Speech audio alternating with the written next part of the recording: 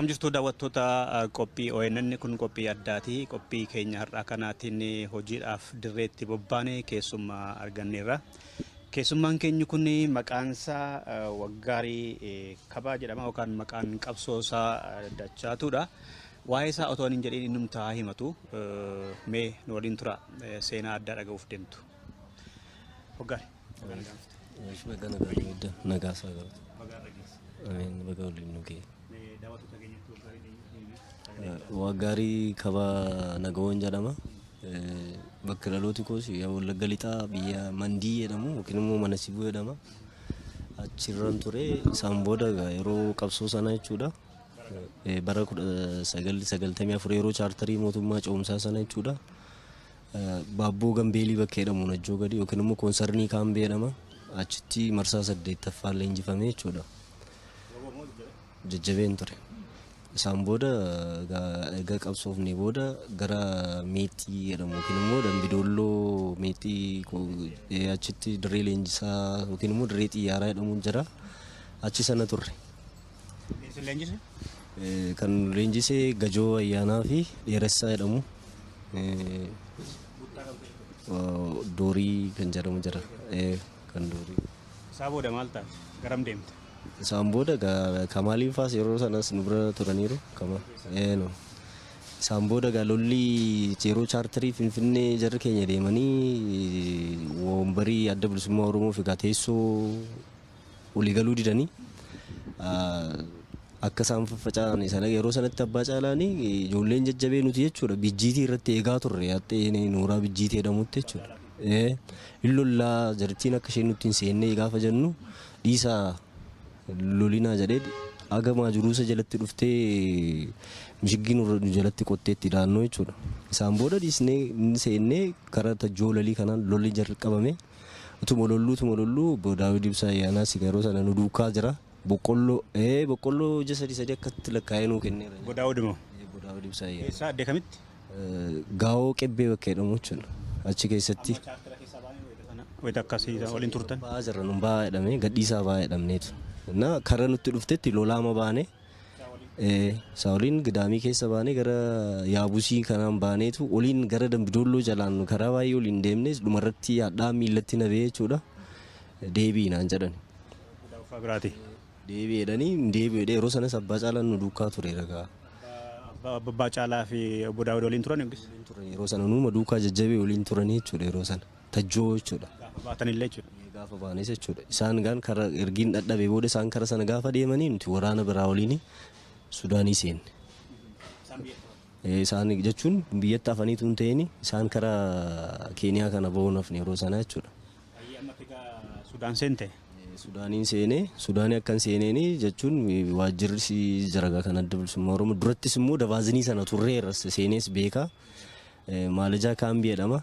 Bishaan Abbayyaa sun inuma biradha. Cumaan kan itti dhiqannus jechumadha. Kan itti barannus jechumadha. Ijoolleen yeeyyiinis jirti yeroo sana yeeyyii irraa qeerroo irraa jajjabee irraa neencoo jedhamne yaamamna turre jechuudha. Yeeyyii xixiqqoo turre yeroo sana jechuudha. Amma gaa achumatti deebi'een isaan booda bakka haaluma sosochiidhaanii gara bosona kana keessa deddeebi'aa turre jechuudha. Isaan booda obbo Laggasee wajjin nabsee isaa amaaru. Isa wajjinis deddeebi'eera. Yeroo chaartara keessa baatan jechuudha. Ergasiitidha bakka isaan booda 93 sana ani nan qabame Asoosaa biyya Beenishaangulii jedhamu kana. Kumruk Sudaan Kumruk Itoophiyaa jedhama. Dimbarii isaanii kun bishaan Worar Boodii jedhu afaan Arabaani. Gamni kan Sudaaniiti gamanni kan Itoophiyaati. Kan Itoophiyaatti ce'ee kan hin qabame jechuudha. Amma diizaanirraa gara achi soggaaceetu qabamte seente? Seeneen as deebitee ati silaa asitti haalli mijatuu dide? Haalli jechuun qabsoomatti fufaa turre yeroo sanattis. Waaqee moo nama faana? Jijjiiru yeroo sana isaan achi jijjiiranis immoo yeroo sana dandeebi'a citii adda addaa hojjechaan ture. Isheen kaambii mooraa ishee dirasii seenee jechuudha. Kunoo gogaa horii qaltee gurgurettee sanafaa gaggeessee basaasaan ture ishee biratti duraanu ergamaayyuu hin ture keessa seenee Asoosaa sanatti jechuudha. Erga chaartara keessaa baatanii kaadha ijoollee fakkaatee? Isaan booda gaafa dhumarratti gaafa narratti baranii wasanuu maammoo jedhamu amma gara Yaabusiitti wareegame innis waraanuma ture innis jajjabeema ture inni dafii kottu beeynaan jedhe namatu dabarsee nu kennu fennaan jechuudha innillee yeroo sanas immoo laggasiin waraana fidee seenaa ture lola inni gaafa boonnis mucaan sun achitti wareegame ani immoo gara isaanii deemaan ture bakka deebiin Sudaanitti naqabuuf jedhanii ennaan jechuudha haala uffata kun dubartooti uffatanii jiramte qamisii dubartootaa kan isa uffadhee yeroo sana arriin kunis hin jiru ijoollummaadha dubruma bareedduu itti fakkaadhe akkasuma gidduu isaanii been biran darbee hin deeme malee isaan booda dhaqeen ofirraa baasee karaan deeme ijoolleen araboonni kara Sudaanii deeman jiru saanduqa Sudaanii seenee deebi'ee jechuudha. Isa gaafa duraati kun. Amma deebitee dhufte. Immoo nan qabame isa qabame. Gurbaa gaafa duraa ta'uu si barani moo? Lakki akkasumatti shakkiin na qabanii dhuma irratti dha kan amma namichi ajajaan isaanii suni maqaan isaa xiqqoo nan beekan ture Takla Biraan jedhuuni isa ajajaan isaanii isatu bilbilaan ol quunnamanii gaafa ol gaafatanii nama akkasiidha bifaanii naamina jedhanii akkasittiin na shakkaniitu na barani isaan booda na fuutee asii Addis Ababa kana na fiddee guyyaa tokko na bushite Addis Ababa irraatii biyyatti lakki makiinaa manna fidde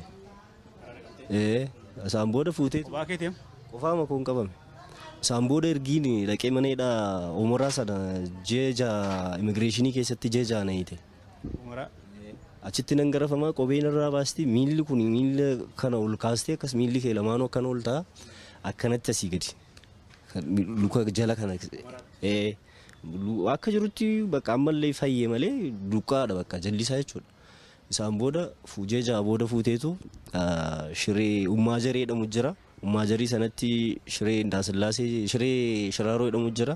Isaan booda Addanabriitii jedhamu jira. Addanabriit Addaaroo Addaagaraa jedhameetu shiree Shiraaroo seenama.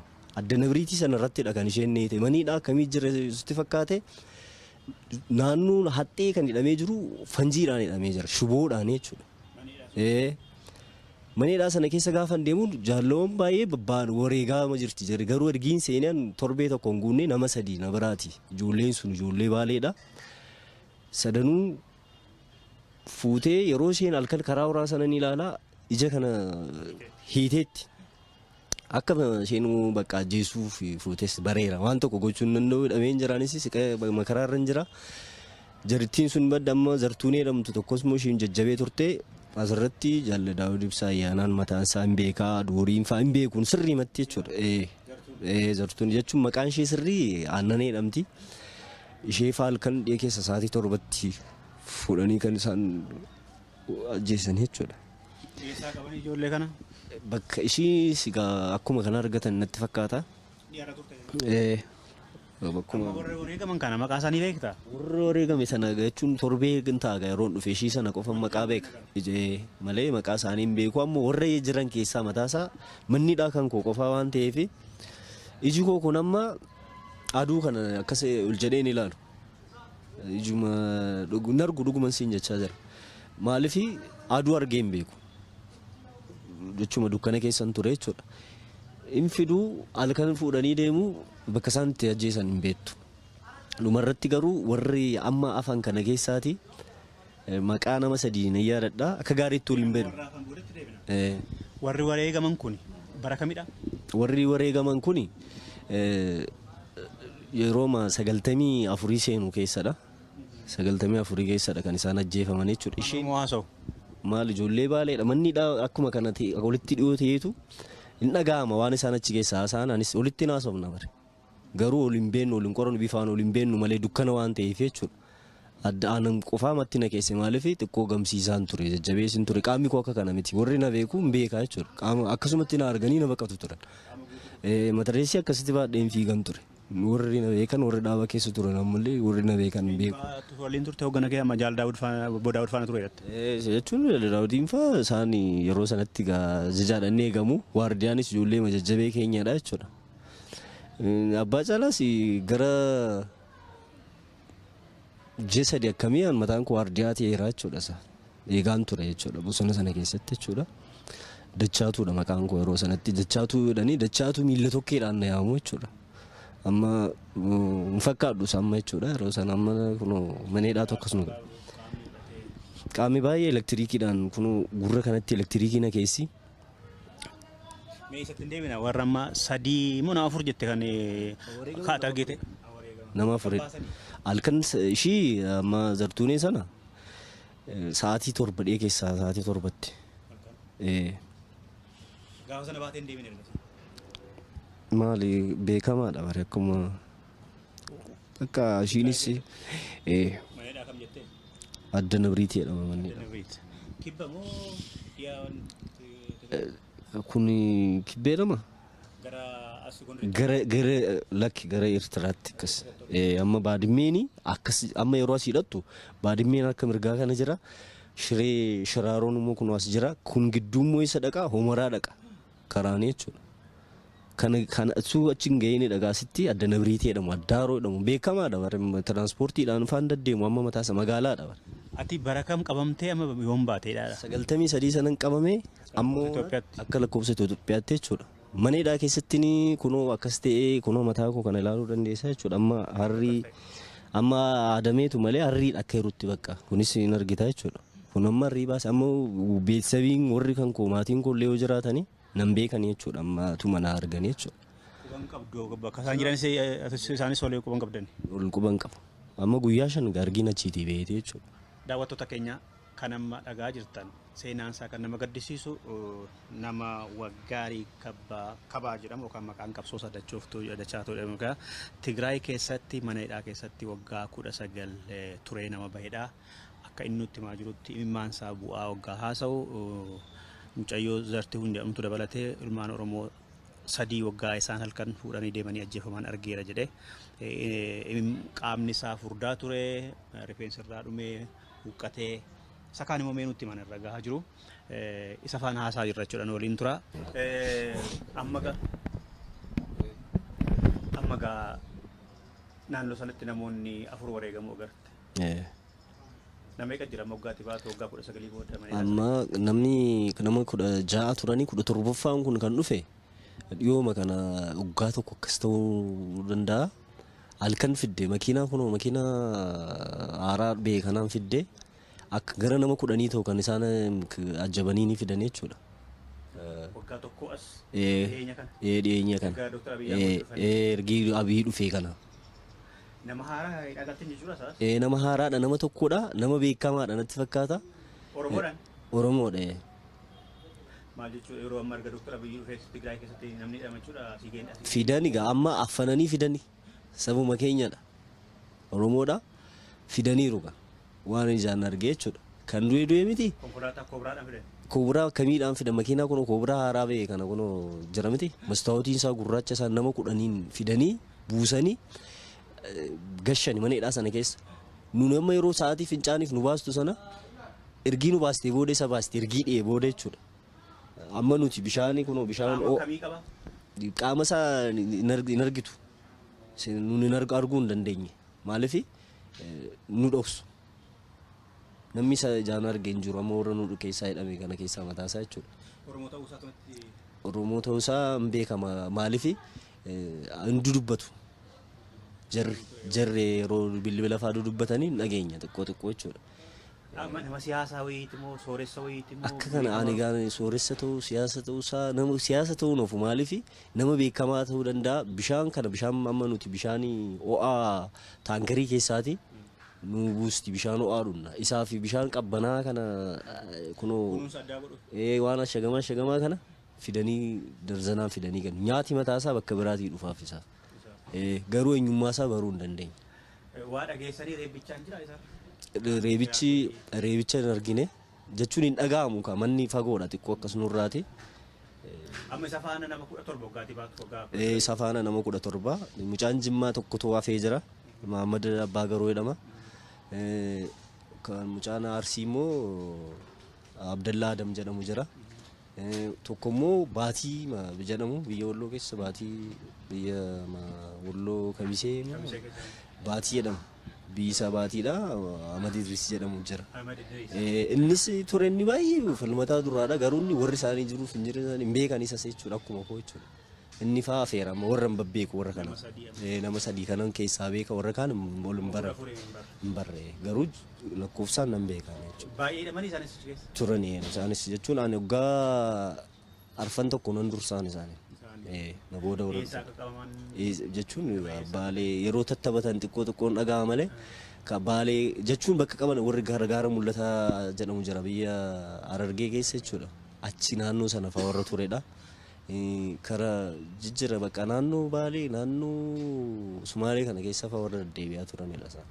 Akka tubatteetti egaa waliin agartanii sagalee dhageessu warra qabsoo bilisummaa Oromoo irratti qabamedha moo qabsoota akka jiranitti qabsoota keessaa warra babbeekamoodha warra uummataan fa'aa uummati qubatti qabanii hiisisan fa'aatu jiru warra uummati hin galleef uummati Oromummaa isaa hin galleefi dabarseesi kenna beektamti akka kanatti warra dabarsamee kennamedha isaan baay'inaan jechuudha hin dubbatu ofii isaanii jechuudha. Amma mana murtii sana keessa mana hidhaa sana keessa wayita tuftani. Mana murtiitti dhiyaatanii beektu maal siin gaafatu? Mana murtiin jiru ofiima isaanii dhufanii jechuun akkamiin jijjiiramteetta abaa'uun badeera moo balleessitanii abaa'uuf keessaa balleessitaniitu maaloodhaan hin jedhu. Kanuma bakka waan isaan nu gaafata waan biraan jiru. Manni murtiin hin beeku eessatti beeka manni hidhaa suni ammayyuu jira ammatu dhuguma seerri jiraatee mootummaan himti alaa beekee. Underground akkamiidha sitti fakkaate qabbanni isaa si cabsa dhuguman siin jedha. Bara mootummaa kanaa ijaarame warra dargii ijaarame. Lakki kun baruma mootummaa kanaa ijaarame sabuma Oromootti fixuuf kan isheen ijaartedha. Baay'ee dhumeera na durachitti dhugaan siin jedhu gaafan deeme uffata isaan achi keessaa baasanii gubanii si boosisu uffatuma yeroo argitu namni akka irraa du'een beekta baasanii beenzilatti naqanii yeroo uffata sana fa'aa gubanii jechuudha. Waan si gaddisiisu jechuudha. Dhoksaadhaan namni akkasitti ajjeefamu ani baay'ee natti jedhu jechuun waan namni tu argiteetis itti dhaga'ama waan hin argineef immoo waan tokko sitti hin fakkaatu jechuudha. Amma yeroonni wareegaman kuni firri isaanii gaaf tokko naa galaa jedhanii eegu. Galaa jedhanii eegu anis immoo nan galaayyuu yaanne dhuguma waaqayyoon maalin jedhe yaa Rabbi ati alaabaa adda bilisummaa Oromoo kana ituun hidhamtee ijaan hin argine na ajjeesin jedheeraan. Garuu si dhagaa dhuguma rabbi immoo dhagaa beektaa maaliif hirkina kee hin beeka keessa kee hin beeka haadhumnu aduunu malee inni du'e suni bakka gaarii dhaqa garuu eenyummaa isaaf jedhee akka inni du'e saba isaa gabrummaa keessaa baasuuf jedhee akka inni du'e kan namni sabni hin beekuun ilaali maaliif dhossaadhaan du'e egaa utuu falmataa jiru du'e namichi kun. Qabannaa achi keessatti isinii godhamu addatti sirra kan ga'e maali? Nyaata kunoo maal inni maqaan isaa Wuddaa Kirii jedhu. Kuno daanoon akkasitti keessatti dhugaan siin jedhu biddeen akkas cabsitee daanoo qaba dhakaansa ilkaansi cabsa. Inni gaa guyyaadhaan kuno maani guyyaadhaan immoo jira shuroon isaa jechuudha. Raamoon kuno akkas keessaadha magaazina keessa waggaa meeqa kan kuufamee taa'edha isa kana nyaatta. Biddeen duwwaasaa bishaaniin faa nyaanna giddii nutti ta'e jechuudha. Ganama daabboo tokkoof shaayii tokkoon argatta. Bakka kanumaani jiraanne jechuudha. Achi keessa. Ganama dhanni daabboo tokko tokko si kenna. Isin qoratanii maal isin godhu? Si qoratu kana dubbadhu siin jedhu waan ati hin beekne si gaafatu. Afaanuma qofa ammoo sirreebuun jira. Maali kan afaan Oromoo beeku jira isaan keessa afaan Oromoo akka maalitti beeku qubee barreessu jira. Tigree moo Oromoo ta'e? Tigriffas hin dubbata maalummaa isaa maalitti beekta akka Tigree milikkita addaan qabani. Garuu afaan qaama keerra maaltu ga'e? Anamma jechuun qaamni koo bakka amma fincaa'u kana akka gaariitti duratti finyootti ta'ee beestaaliidhaan bishaan ittiin gochisiisteetti arguu ilaalu sin dandeessa garuu waan namatti mul'atus illee miti. Fincaan amma yeroo fincaa'u jechuudha guutummatti fincaan hin fincaa'u kukkutaan fincaa'a.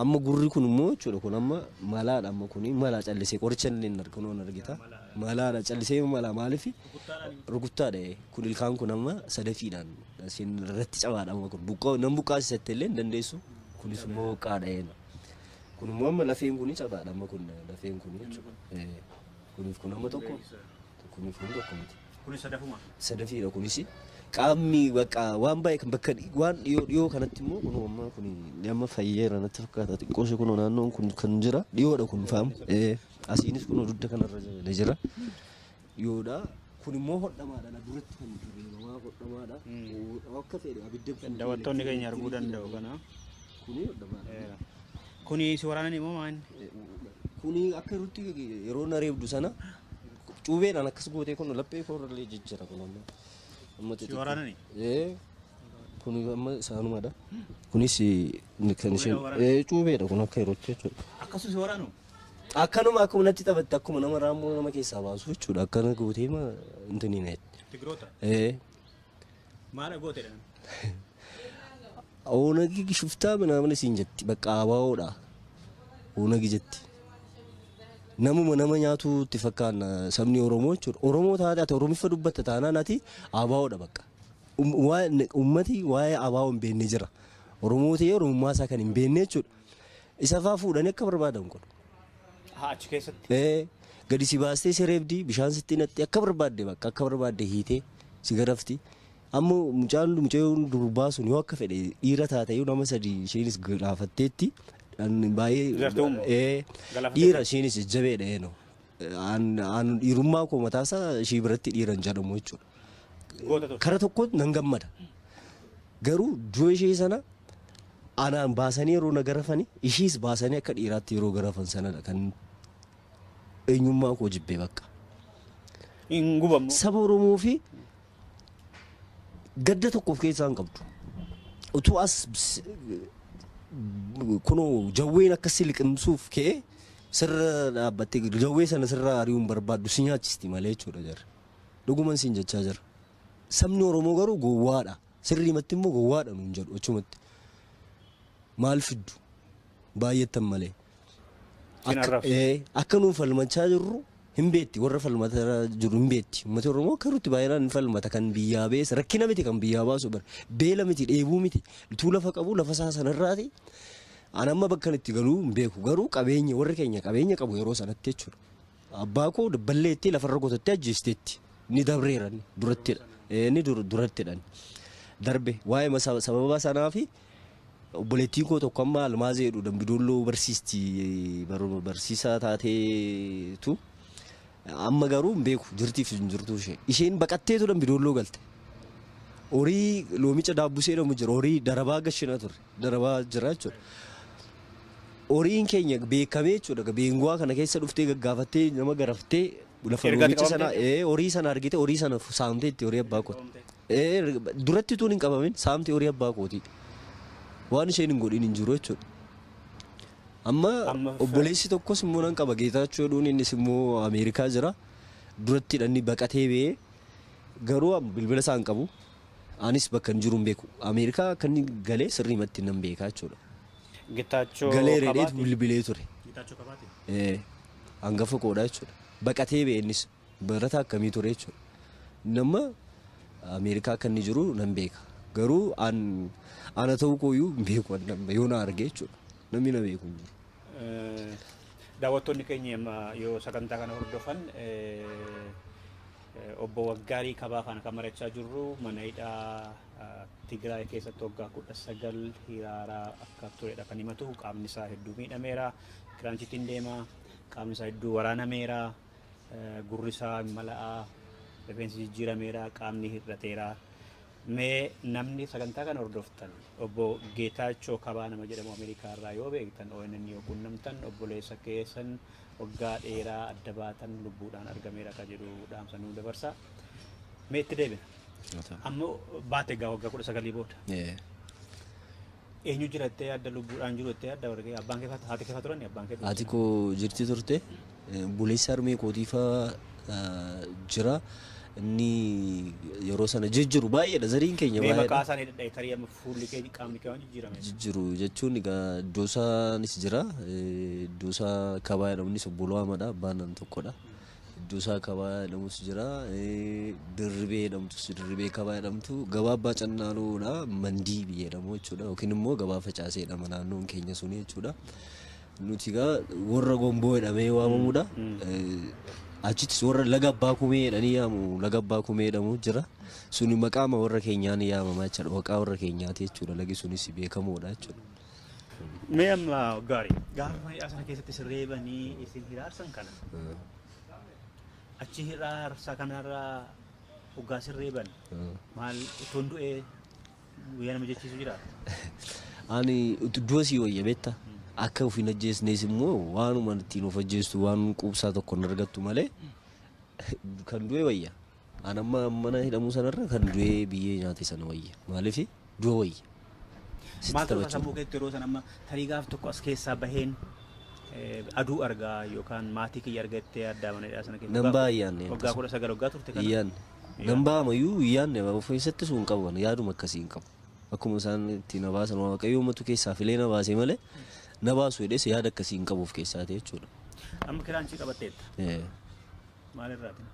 Kiraanchiin kuni tokkoffaa miilli kuni amma kuni jechuudha bakka qaama fincaan fincaa'u kuni na miidhamaadha.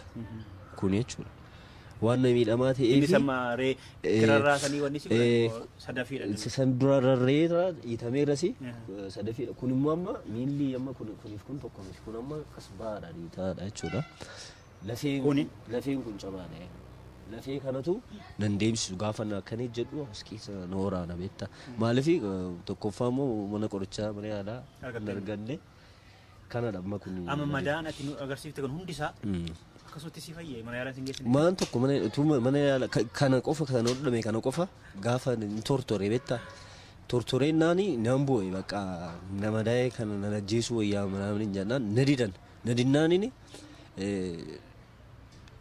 ansoolaa jira ansoolaa sana cireeni bukki qallisee akka kana dheeressee cireeni walitti fo'eeni uffannisuuf mukatti naachi girgiddaan jira antini keessa sibiila jira sibiila sana keessa baaseen gaafa ofitti kaa'u karaa uraa warri ijoolleen achi hidhaman arganii iyyan. Ati uffannisuuf? Kana manna. Dhufanii narraa hiikaniitu isaan booda maaliif akkas gooteenna na jeesaa bakka madaan kun akkas natee gaafa akkasitti agarsiisu raammoo qaba beektaa. Jennaan na fuudhanii achuma kan mana waraanaa jira achumatti na hodhaniitu na dhiqan bakka isaan booda qoricha immoo ampiisideedhaan sana naa kennanii bakka isaan booda nan fa'i. Malee kan biraa bakka biraa kan mana. Waggaa 19 waggaatti turte qaama kee qattee beektaa? Qaama gaal ji'a tokkotti gizee tokko dhiqanna turre barana garuu ergii kun mootummaan haaraa kun dhufeeti nutis quban qabnu gaa akkachi televezyiiniin ilaaltu reediyoon hin jiru waanuma itti dhageessus hin qabdu dhiyooma kanadha bishaan ho'aadha bakka isa jeetti gasee tokko dhiqatta turte amma gara waggaa tokko akkas bishaan nurraa dhaabdeetti niqan dhuguman siin jechaa jira bishaan utuu jiru jechuudha. Bishaan immoo bishaan takkazee maaloo jedhantu jira. Isa yaa'u sana bootteedhaan si'a tokko fidanii kaa'u. Isaan booda bakka isuma dhudhaa aduuma keessa taa'a isuma sii buusanii fidanii sii kennu. Dhiqachuuf immoo ji'atti kadhattee sayyuu itti boosee jechuudha. Kan itti dhiqattu. Tazi naannoo dhuftee siin jetti. Waan isaaniidha. Amma Dr. Abiyyi aangootti ba'uu isaa yoom dhageessan isin? An ergii mabni ba'ee hin dhagee hin beeku. Ammuma kun odee guyyaa shan akkana. Gabaatee hagam guyyaa meeqa? Guyyaa shanaffaa godhaarra. Kanaaf obbo Dr. Abiyyiin muummicha ministeeraa ta'uu guyyaa shan erga dhageessa jechuudha. Kun asuma Affaarii kana bakka isaan fidanii itti nagatan kanan Affaar keessatti dhagee bakka asayyuu naasa'uu maal jedhu kun footoo saafaa kana makiinaa irratti argee.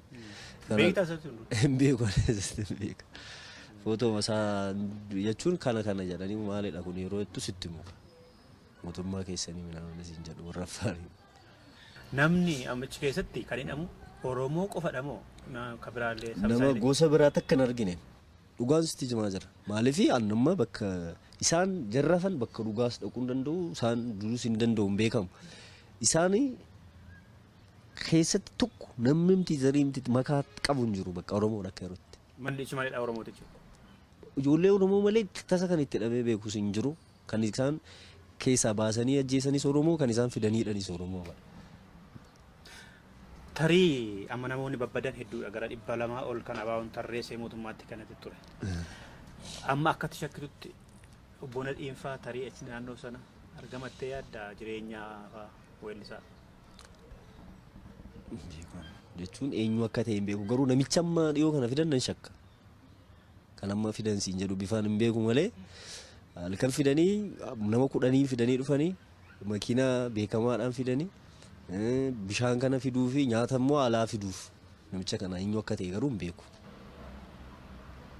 Erga Dr. Abiy muummicha ministeeraa ta'anii nama haaraa qabamee si galee jira. Amma dhiyoodha maarree waggaa tokko akkas yoo ta'edha bakka amanta tokko ta'edha bakka dhiyooma kanadha. Oromoo fakkaatan.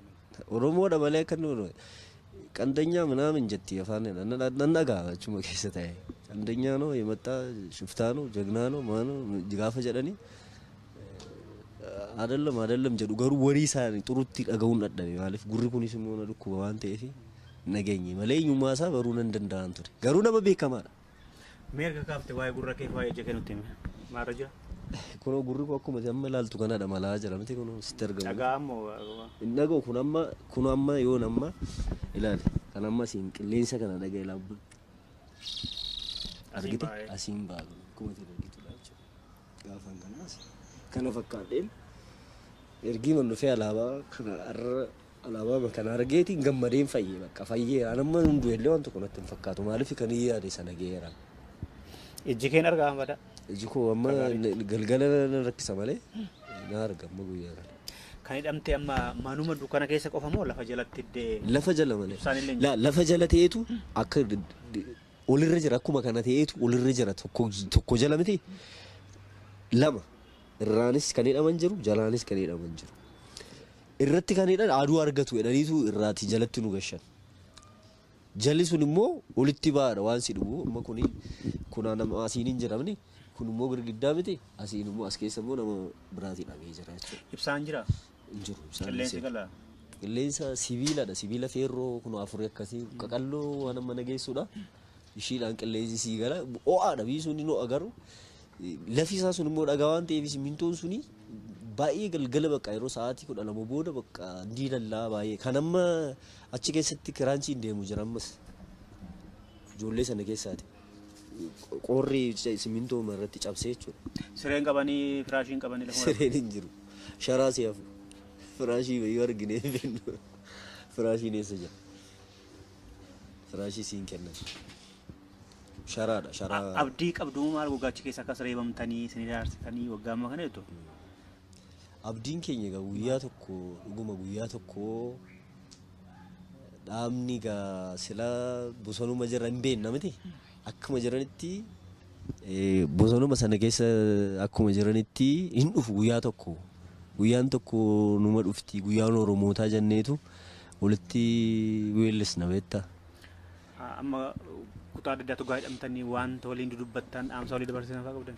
Jechuun maal goota walii dabarsite sigaa walitti dubbachuun jechuun anamma guyyaa bee kana halkan yeroo isheen sa'aatii 8tti na baaste hin bu'an jaalloon hafan gaafa bu'anii anis bakka akka duubareen jaalawwan koo jedha bakka guyyaan tokko immoo rabbi jedhee alaabaa keessan argitan malee rabbi siin ajjeesin jedheen beekan garuu nan du'e deeme malee nan baay'ee si yaadne akkuma kana amma dhugaanatti hin fakkaanne ergii man dhufee alaabaa jaan argee bakka nan fayyada. Akkamitti sin baasan amma? Si baasan siin? Namicha Oddishaatti jedhamu alaafii isaanii jira. Duraan yeroon qabame hin beeka 93 sana. Amma dhiyootti yeroo biyya isaanii ilaaluu dhufu achi keessatti na arge mucaan sun amma hidhameera jennaan hin duune dhufeetu na gaafate. Na dubbisee na gaafate anillee wallaaleeraani. Amma yoo baatee ba'uu si wayyamoo du'uu si wayyamoo jedhamu wayyaa naan jedha. Duunaa wayyaan jedha akka isaan nan baasne beekaa fi jedhee yaadeega. Innaan baata naan jedhe maal hin baa duunaa wayya maal taatu na ajjeestan an ofii koof hin ajjeesu na ajjeesan jedheen. Dhuuf ajjeesuuf yaaltee turtee dhammite jennaan jechuun isin rakkoorran ture amma fayyeeran jedheen. Bakka amma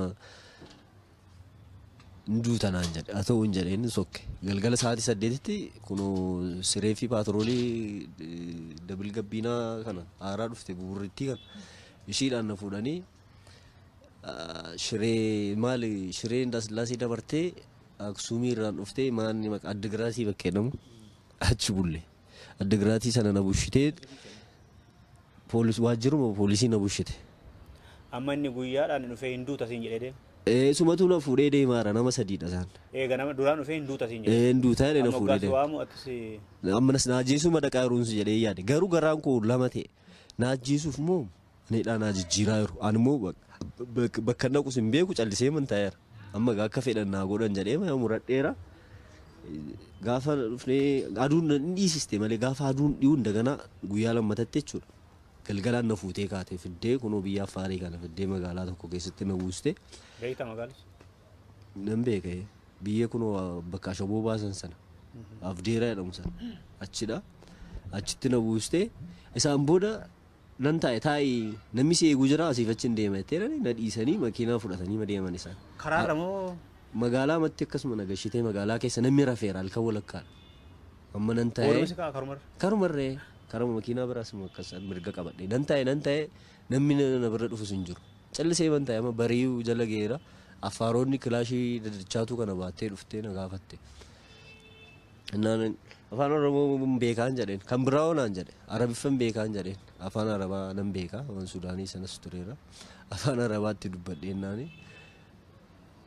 jedhanii mana dhiisanii deeman amma tokko deebi'ee dhufeetu maaliif federaalota biran dhannee naan jedhe hin beekuun jedheen kottu jedhee na agarsiise nan naqe amma milleetti na gaggeessan keellaa jechuudha millee gaafa dhufu mucaan federaali tokko Oromoo keenyadha mucaa shaambuudha argadhe jechuun ol hin beeknu gaa duratti asumatti an shaambuunaan jedhee isaa walitti dubbanne gurra koo kanaaf illee qoricha ofii gargaaramaa ture tokko naa kenne amma qoricha irratti naqu hin ba'a seenuu dide qorichise jechuudha.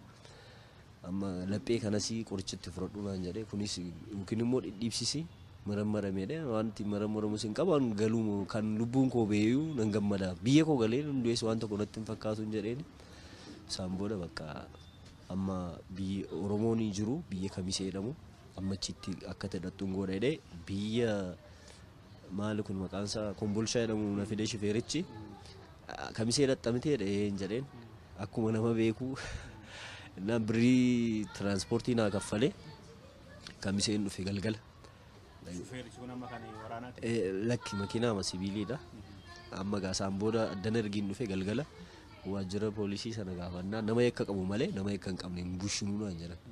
Karaa moolakkaa taa'ama bariisise ganama nan deemadhe miillumaan gaafa hin ka'u mucaa wayii tokko na argee haasofsiiseenna kottu naan jedhe. Waajjira na fide gaafa waajjira fagoo akkasumatti ilaalu alaabaan arge. Nan boo'ee dhaabbadhees nan gammades bakka dhugaan itti fakkaadhe jechuudha alaabaan akkasuma hidhamee Ada bilisaan akkasumatti alaabaa adda bilisummaa Oromoo arguun jechuun baay'ee cimaadha beektamte natti tole bakka maaliif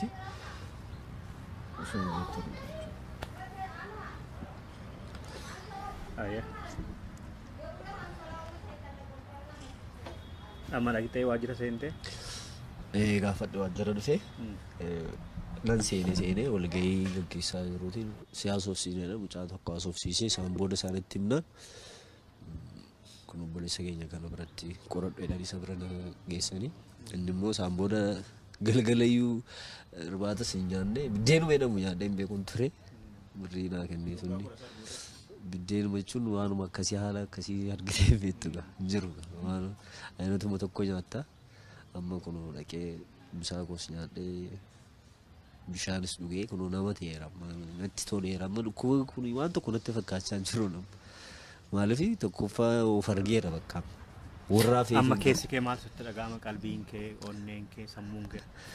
Onneen jirti sira maal taati onneen durii ma jirti garuu abdiin kee si dabalaa jira fayyinaan ammayyuu qabsaa'uun barbaada. Kan ati gaaf tokko argeen du'ee kanatti jettu alaabaa ture? Arge amma gammachuudha argeera ammas immoo yoo rabbi jedhee immoo galee biyyas galee babal'isuu qabna gaa qabsoos akkuma gammachuudha. Gullallee beektaati? Gullallee sagan finne bakkinan dhagaa. Bara sana ittiin qaqqabne ijoollee. Umuriin kee meeqa ture waggaa? Yeroo sana jechuun ani dhalooti koo mataa isaa bara 66 dhaladhe. Bara biyyooti jedhan sana keessadha. Bara Haile Sillaaseen bu'e. Akkasuma jedha biyyooti findaataa jedhu gaan hin beeku. Yeroo sana dhaladhe ergasiitii booda marra waggaa 40 ta'a. Ispoortiin amma ispoortii waan jajjabee tureef akkasin cimee. Qaamni Qaamni koo garuu akkas hin turre. Kuni kuni sirba ture akkasitti. Waan tokko rakkoo nuti illee yeroo tokko miira keessa galeen jira. Kan inni hoggaanni seenaa isaa irra himutu kun maaliif amaluma namaati. Namni jaalate osoo hin taane haamleen isaa hoggaatti dhaga'amu waniinuma jirudha. Hansaa garuu kan isarra ga'e hoggaanni himatu kan nama amansiisu. Wanni jechuun namni namarratti kana godha kan nama jechisiisu miti baay'ee nama gaddisiisa. Kan mari'achaa jirru waggaarii qabaa faana yookaan maqaan qabsoosaa Dachaatu kan jedhamudha. Bara 1993 akka lakkoofsa Gi'iziitti dirree qabsoo irratti dhiyaatti qabamee isaa booda waggaa 11 ji'a jahaaf gara umaraan turetti umaraatti hidhamee waggaa 18 fi ji'a jaha immoo mana hidhaa eenyutti maqaasa? Sammaa sabooda. Kan amma dhumarratti hidhamee Adda Nabrii Tigraay keessatti waggaa 18 fi ji'a jaha walumatti waggaa 19 achi tureera. Seenaan amma qaamni isaa hir'uudha. Kiraanchiitiin deemaa gurri dhaga'u inni tokko madaahaa isin agarsiisee jira waan asirra ga'e baay'ee kan nama gaddisiisu. Maatii isaallee eessa akka jiraniif lubbuun jiraachuu isaanii akka hin beekne abbaansaa akka duraan wareegaman Hiwaatiitiin jechuudha kaasee jira. Mee egereen kee maal fakkaata jechuun maaliin jiraatta amma eessa deemta? Nama jechuun lafni kan jechuun maatii kootii jira. Qabeenya qabu yeroo sanas bunnis jira. Nan beeka ganda nan beeka. Akkamitti xiqqoo bishaataadha yeroo hin beese wallaalu bakka maali jechuun beekamoodha isaanis naannoo sanatti jechuudha. Beekamoodha laga abbaa kumee dhama gabaabbaa cannaaroo irraatii miilumaan daqiiqaa 15 akkas deemta. Bal'aadha bakka warruma keenyadha warra gomboo jedhamu isaan zarii mataa isaa achi irratti warra abaluu jettee warra yaada isaa silkaa warra kabaa nagahoo jennaan namni wallaalee hin jiru. Mandii magaalaa keessa mataa isaa jiru firri jiru baay'inaan jijjiru wanu amma hin jiru bakka baay'een isaanii jiru. Wayyaa kana eessaa fiddeemmatti? Wayyaan kuni kan mana hidhaa keessatti akka gargaarsa nuu kennani. Kun amma kun marfeedhaan hodhatta achi keessatti. Kun madaabaraadha kun argite miti? Limmoodhaan hodhina. Limmoo ittiin wayyaa hodhanna waan ta'eef. Ittiin hodhitee deebista.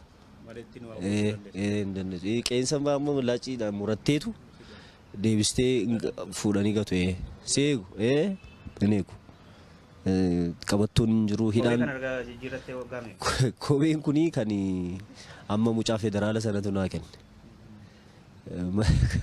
Qulla waan tokko amma kun ansoolaa citaa kana isatu naa kenne jechuun waanuma zimmee deega kan boshaashaa maggaarajaa wayiidha. Jechuun qoorumti akkasiin dhoofne kunis kan kiyyaa miti bakka ittiin qabadhu mucaan saayikilii of tokko faamu mucaa bishaan kan itti dhugan binaamni naa kenne bakka waan tokko saamunaa ittiin dhiqadhu jedhanii qurraa saamunaatti dhiqatame qurraachi ittiin qaama kee dhiqatta yoo biyya sana galtee binaamni naan jedhan. Kanas immoo federaalichatu naa kenne. Uffata gumurukaa achi keessa jijjiiru keessaati. Kan shamarraniiti kun kan dhiiraadha kana fudhadhee naa kenne innis jechuudha. Malee waan tokko hin qabu. Mee dhaamsa dhaabbadhu? Dhaamsa kam? Dhaamsa gargaarsas ta'uu ni mala. Maatiin keetti jiran abbaan kee wareegamaniif. Jechuun haati koo jiru obbolooti durbaas jiru tokkos immoo jira yaa Ameerikaa jira siin jedhamne jiru garuu akkan jiru immoo dhiyoottis akkan galu nan abdadha jechuudha siniini jechuun waajjira dubdummaa Oromoos nan abdadha maaliif akkan nan gala yoo rabbi jedhee abdiin qaba isaanis immoo jiraatanii akkan dhufe akkan galee akkan lubbuudhaan jiru olitti bilbilanii illee obboleessa koo sanatti illee bilbilanii ol arguuf ni danda'ama jechuudha.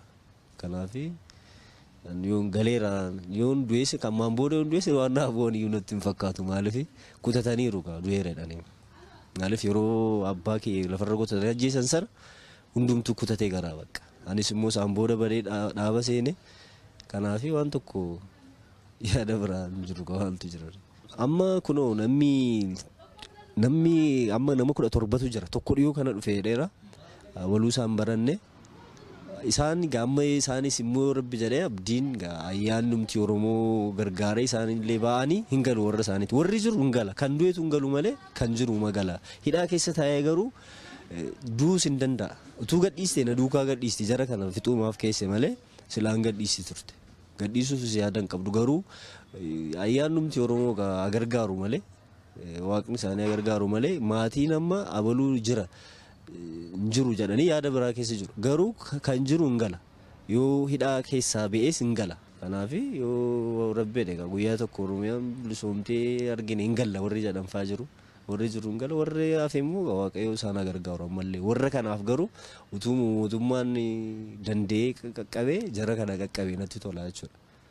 Bakka isaanii baree jechuudha. Bakka isaanii biyyi adda nabriit jedhamu beekamaadhaan beeka mootummaanis bakka sana dhaqanii gibbiin sun naannoo waraanaadha. Aaxirii fanjiidhaan xammadamee jirudha. Mooraa waraanaa keessadha manni sun kan jiru jechuudha. Sanafaatu qoratee mootummaan jara kana nagaadhaan bilisa baasuu danda'a, lubbuudhaan gahuu danda'a jechuudha. Daawwattoota keenya wanta ta'e adeemsa bu'aa bahii inni keessa dabarse agartaniittu yookaan isarraa dhageessaniittu. Gama isaatiin gargaarsa barbaachisu kan Oromummaa kan namummaallee akka gootaniif waamicha kooti. Kabraa akkuma inni amma jedhe mootummaan mana hidhaa aadaa Nabriitii jedhamu kana keessa Oromoon hedduun jiru waan ta'eef lakkoofsa Oromoo bakka buuteen isaanii dhibame jedhaman kana otoo mootummaan federaalaa qaqqabee tarii haga tokko lubbuu baraaruu danda'a waan ta'eef xiyyeeffannaa haa kennamuun dhaamsa kooti. Ati immoo bakka lubbuun si jiraachisee qabsoon kan lubbuudhaan jiru akkasuma ni gala. Qabsoo bilisummaa Oromootiif ilmaan Oromoo hedduu wareegamaniiru jijjiirama irra bu'eefillee dhufa jedhamuufillee bu'uurri isaan kanadha jechuudha. Qophii keenya irraa kanumaan xumurreerra wal gargaaruun aadaa godhannu fayyaa ta'a.